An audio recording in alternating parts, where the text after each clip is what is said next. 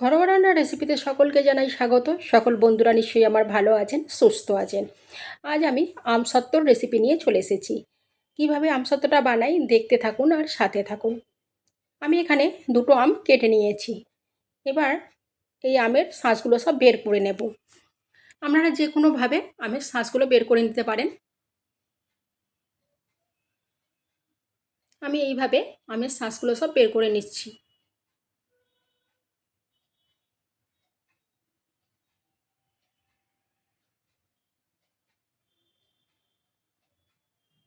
আমি যেভাবে আমসত্ত্বটা বানাবো এইভাবে আমসত্ত্ব বানালে সারা বছর ভালো থাকবে।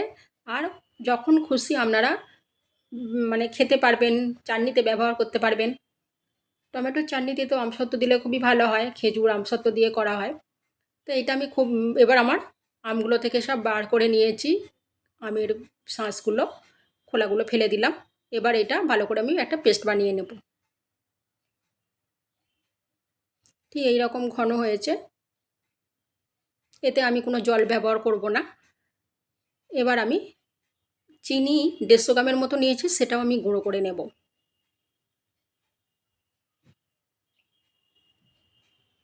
মিক্সির মধ্যে এরম গুঁড়ো করে নিয়েছি আমি।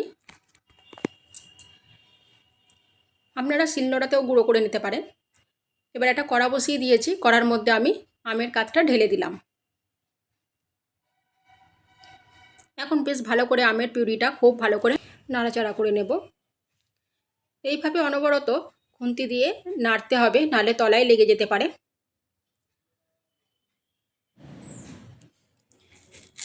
এবার আমি এর মধ্যে চিনি দিয়ে দেব। চিনিটা যে গুঁড়ো করে রেখেছিলাম সেটা আমি দিয়ে দিচ্ছি।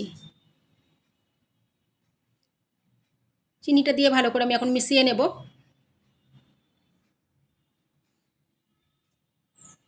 চিনিটা দেওয়ার পর একটু বেড়ে যাবে, আবার এটাকে ভালো করে নাড়তে নাড়তে আবার কমে যাবে রসটা মরে গেলে। চিনির দেখেছেন চিনির রসটা মরে গেছে। এবার এখন ঠিক এই রকম দেখতে হয়েছে। আর অল্প পরিমাণ এটার মানে পাকটা তৈরি করলেই হয়ে যাবে। কালারটা অনেক চেঞ্জ হয়ে গেছে আর অনেক ঘন হয়ে গেছে, বুঝতে পারছেন। এই সময় আমি দুটো থালার মধ্যে এবার তেল মাখিয়ে নেব, কেন পাকটা রেডি হয়ে গেছে আমার। এটা হয়ে গেলে ঢেলে নিতে হবে, সেই জন্য দুটো থালায় এবার আমি তেল মাখিয়ে নিচ্ছি। যতটা পরিমাণ হয়েছে আমার দুটো থালায় হয়ে যাবে, তাই দুটো থালায় এখন তেল মাখাচ্ছি। যদি বেশি হয় তখন আমি আবার আর একটা থালা নিয়ে নেব। এখন আমি দুটো থালায় তেল মাখিয়ে নিচ্ছি।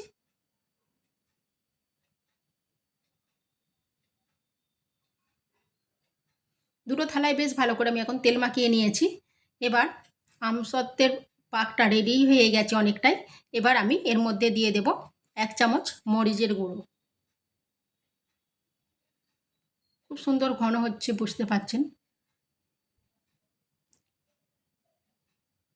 দিয়ে দিলাম 1 চামচ মরিচের গুঁড়ো, ভালো করে মিশিয়ে নেব।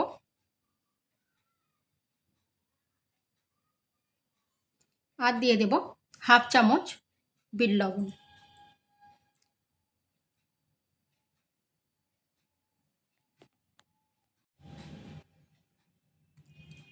এবার দিয়ে দিচ্ছি আমি 1/2 চামচ বিট লবণ, দিয়ে এটাও ভালো করে মিশিয়ে নেব। বেশ ভালো করে আমি মিশিয়ে নিয়েছি মরিচের গুঁড়ো আর বিট লবণ। এবার আমি গ্যাসটা অফ করে দেব। এটা আমার একদম রেডি এখন। এবার একদম আমসত্ত্বর পাক আমার রেডি হয়ে গেছে। খাবেন, এবার আমি থালার মধ্যে ঢেলে নেব। গ্যাসটা অফ করে দিলাম, দোকানের মতো দিয়ে একদম থালার মধ্যে ঢেলে নিচ্ছি। প্রথমে একটা থালায় ঢেলে নিচ্ছি, কিছুটা পরিমাণ একটা থালার মধ্যে ঢেলে নিলাম। এখানে কোনো হাতা বা খুন্তি ব্যবহার আমি করছি না। থালাটাকেই নাড়িয়ে নাড়িয়ে নিয়ে এটা আমি থালার মাপে গোল করে নেব।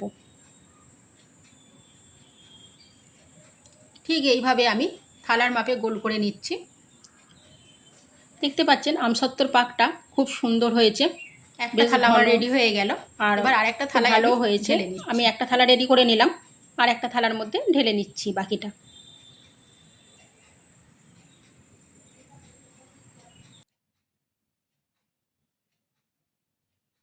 আর একটা থালায় ঢেলে নিলাম, এটাও বেশ থালাটা নাড়িয়ে গোল করে নিচ্ছি। এইভাবে একবার আমসত্ত্ব বানিয়ে রাখবেন, সারা বছর খুব ভালো থাকে। এবার আমি রোদে দিয়ে দিয়েছি। এখানে আমসত্ত্ব মানে বানিয়ে বানানোর জন্য অবশ্যই রোদ ব্যবহার করতে হবে। এখানে আমি নিয়ে চলে এসেছি ছাদে থালাগুলো। একটা আমি দিয়ে দিচ্ছি, আমার একটা চাল্লা আছে দিয়ে দিচ্ছি, আর একটাই দিয়ে দিচ্ছি কাপড় ভালো করে টান করে চাপা দিয়ে দিচ্ছি।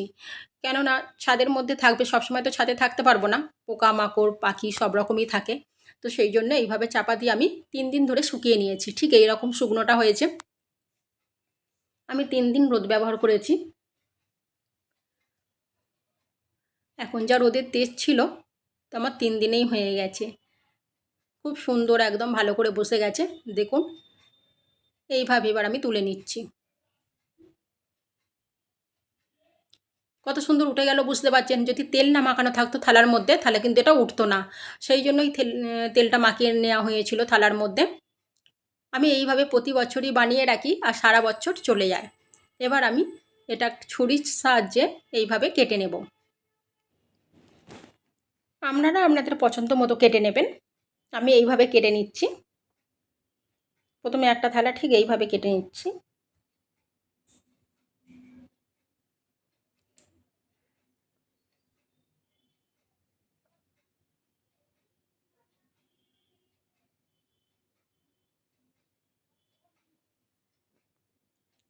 এবার কেটে নিয়েছি আমি। এবার সব পিসগুলো এইভাবে আমি তুলে নেব।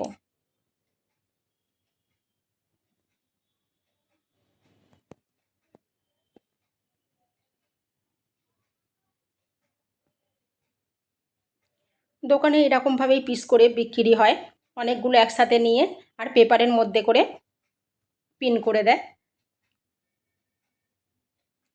কেননা ঘরে এখন অনেকই আম আসে, এই সময় যদি এইভাবে বানিয়ে রাখা হয় তাহলে আর দোকান থেকে কেনার প্রয়োজন হয় না। আর এটা নিজস্ব ঘরের একদম আপনি মানে ভালোভাবে তৈরি করতে পারবেন, কোনো নোংরা থাকবে না, কিছু নয়, একদম পরিষ্কারভাবে তৈরি হবে আমসত্ত্বটা। আর আমি আরেকটা থালা যে করেছিলাম সেটাও তুলে নিলাম, নিয়ে আবার ছুরি দিয়ে এটাকেও কেটে নেব।